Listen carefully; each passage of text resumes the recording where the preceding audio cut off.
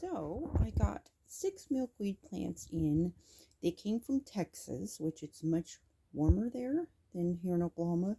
We've still been having temps at night in the 30s and 40s. So because they came from Texas, I brought them indoors.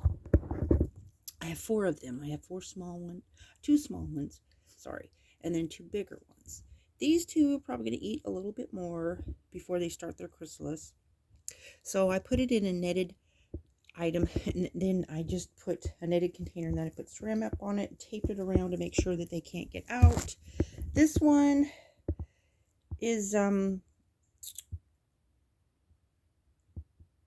don't think it's ready to form a chrysalis yet, but they eat for a while, and then when they go and rest, they go away from the plant. So just making sure that, like this little hole, I might put a piece of tape on that just in case. And then I create a hole in the top where I can pour a straw down into the plant so that I can keep it watered.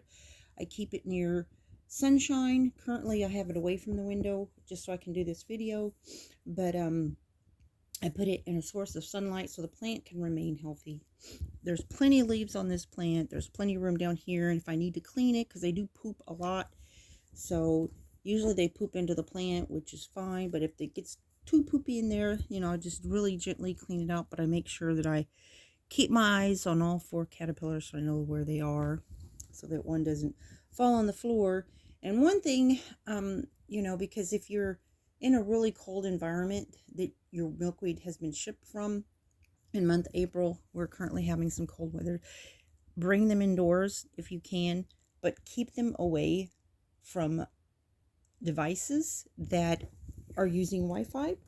I have a modem that I've done a video, does a lot, has a very strong signal, so I turn my Wi-Fi off while these are in here, or when I'm doing seedlings of plants, because if you have Wi-Fi too close to them, it's not good for them. So keep that in mind. Don't put them near, please don't put them near a Wi-Fi modem. You could literally kill them. I had a plant near a Wi-Fi modem and it literally killed it. But at any rate, I have a device that I can see how much RF signals are coming out, so that I know how far away.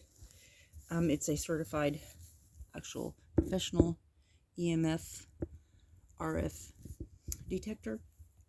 At any rate, for the Monarchs, if you're going to keep them, just make sure that I try to keep the plants, the leaves, keep them moist. So I sprayed them earlier so they still have some moisture on them. And here's one over here, but I have 2, and I see this here, this strap here. Generally, they like to get on top of something and hang from it. So they have this corner here that they could grab onto. They have this little item down here that they can hang on. But just be really careful that it's in a sturdy place, that it, like this right here, is kind of flimsy. But once I get it against the wall near the window, it's really solid. It doesn't move around.